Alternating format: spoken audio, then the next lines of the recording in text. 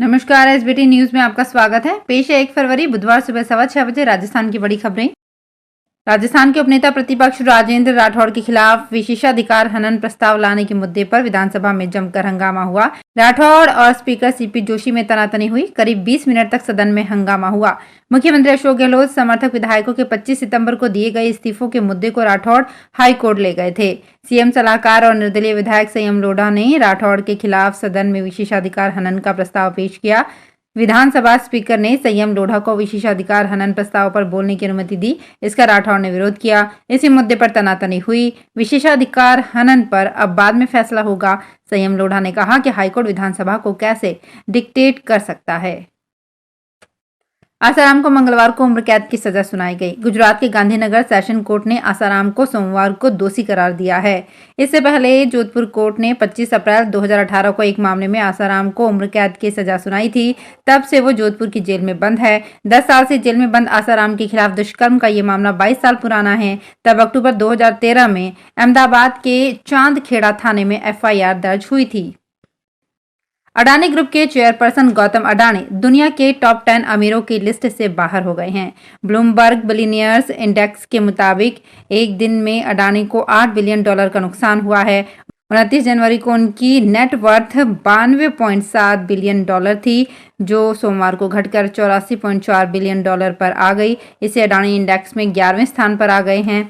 20 नवंबर 2022 को अडानी की net worth $150 billion पर पहुंच गई थी।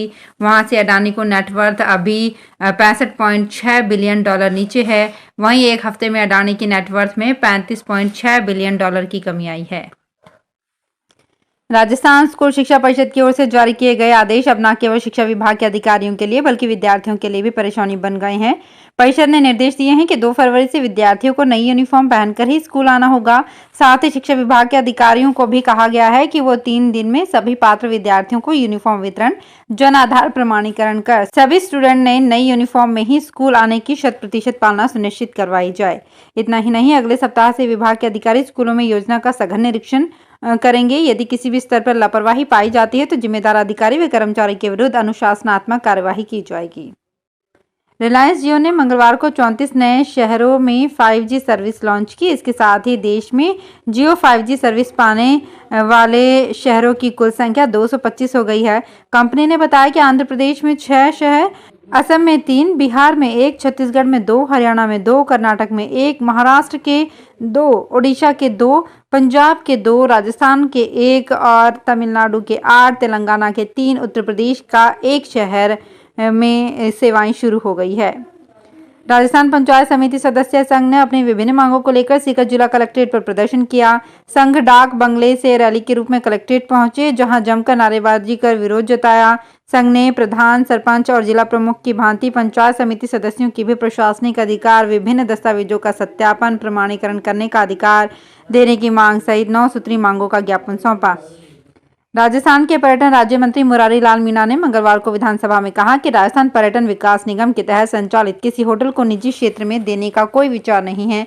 मीणा ने प्रश्नकाल में विधायक कालीचरण सर्राफ के सवाल पर यह जानकारी दी।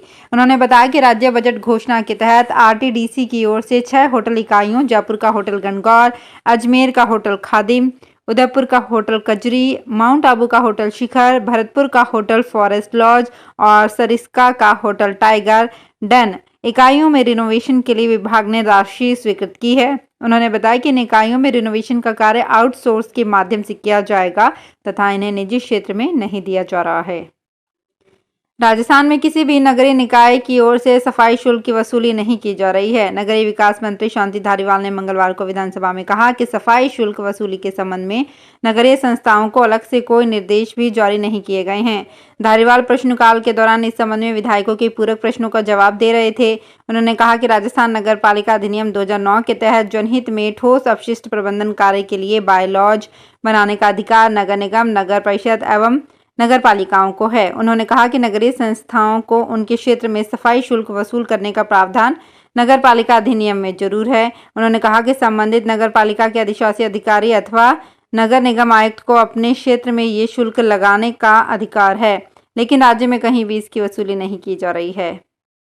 राजस्थान में साइबर अपराधों की रोकथाम और आमजन को जागरूक करने के लिए centre for cyber security counter terrorism and anti insurgency की स्थापना की जाएगी। मुख्यमंत्री अशोक गहलोत ने सेंटर की स्थापना और उपकरणों के लिए 18 करोड़ 40 लाख रुपए की स्वीकृति दी है। गहलोत की इस स्वीकृति से सेंटर के अंतर्गत राज्य स्तरीय, रेंज आयुक्तालय स्तरीय तथा जिला स्तरीय लैब विकसित की जाएगी। लैब में राज्य के लिए साइबर सुरक्षा, अपराधों की आसूचना, अनुसंधान तथा रोकथाम के लिए विभिन्न राज्य तथा देश में मौजूद सरकारी एजेंसियों से संपर्क का सॉफ्टवेयर विकसित किया जाएगा। अजमेर डेयरी ने गोल्ड दूध की कीमत 1 रुपये बढ़ा दी है। ये बढ़ोतरी आधा लीटर, 1 लीटर, 6 लीटर पर लागू होगी। टोन दूध की कीमत में कोई बढ़ोतरी नहीं की गई है। ऐसे में 62 रुपये प्रति लीटर होगी। साथ ही दुग्ध उत्पादकों के खरीद मूल्य में 1 फरवरी से 20 पैसे प्रति फैट की वृद्धि की गई है, जिससे प्रति लीटर 6.5 फैट की औसत की 1 रुपये 30 पैसे की खरीद मूल्य की बढ़ोतरी होगी। मद्रास हाई कोर्ट ने मुस्लिम महिलाओं के तलाक से जुड़ा एक बड़ा फैसला सुनाया है। कोर्ट ने कहा कि शरीयत काउंसिल ना तो अदालत है और ना ही मध्यस्थ, इसलिए वे खुला के तहत तलाक को प्रमाणित नहीं कर सकती है। जस्टिस सी सर्वनन ने शरीयत काउंसिल के खुला सर्टिफिकेट को रद्द करते हुए ये फैसला सुनाया। कोर्ट ने महिला और उसके पति को उनके बीच चल रहे विवाद को सुलझाने के लिए तमिलनाडु लीगल सर्विस अथॉरिटी या फैमिली कोर्ट जाने का निर्देश दिया।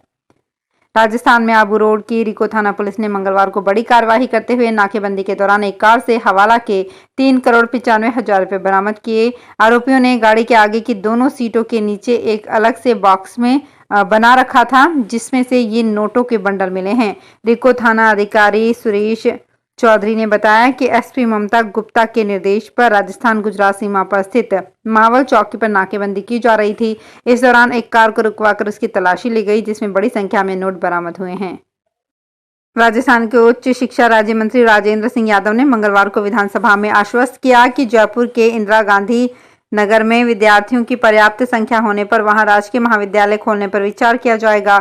यादव ने मंगलवार को प्रश्नकाल के दौरान इस संबंध में विधायकों के सवालों के जवाब में कहा कि वर्तमान में इंदिरा गांधी नगर में राजकीय महाविद्यालय खोले जाने का प्रस्ताव विचाराधीन नहीं है। उन्होंने आश्वस्त किया कि इस क्षेत्र में उच्च माध्यमिक विद्यालय से उत्तीर्ण होने वाले बच्चों की संख्या पर्याप्त होने पर वहां नवीन राजकीय महाविद्यालय खोला जाएगा।